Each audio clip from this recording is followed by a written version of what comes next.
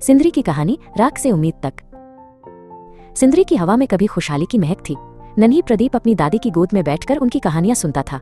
दादी बताती, बेटा ये जो दूर खाली इमारतें दिखती है ना, ये कभी रोशनी और हंसी से भरी थी। हमारी फर्टिलाइजर फैक्ट्री पूरे देश में नाम कमाती थी। प्रदीप की आंखें उन ऊंची इमारतों को देखती जिन्हें दादी लीना क्वार्टर कहती थी। वे अब उदास और खामोश खड़ी थी, जैसे अपने सुनहरे दिनों को याद कर रही हों। प्रदीप सोचता, काश मैं उन दिनों को देख पाता।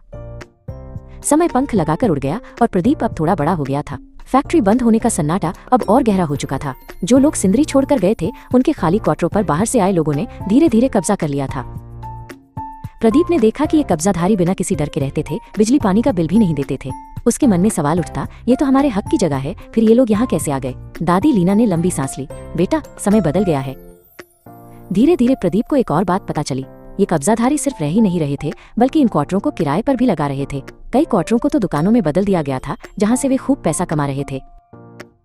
प्रदीप ने अपनी दादी लीना से पूछा, दादी, ये लोग बड़े बड़े घरों में रह रहे हैं और मुनाफा कमा रहे हैं, जबकि हमारे अपने लोग जो इस मिट्टी के हैं, आज भी झोपड़ी में क्यों हैं? दादी लीना की आंखों में दर्द था। यही तो अन्याय है मेरे बच्चे। तभी सिंदरी में उम्मीद की एक नई किरण जगी। नई HURL फैक्ट्री के शुरू होने की खबर आई। लोगों की आंखों में फिर से चमक लौट आई, जैसे पुराने सुनहरे दिन वापस आने वाले हों। लेकिन प्रदीप ने देखा कि पुराने क्वार्टरों में अभी भी वही कब्जाधारी थे। उन पर कार्रवाई बहुत धीमी हो रही थी।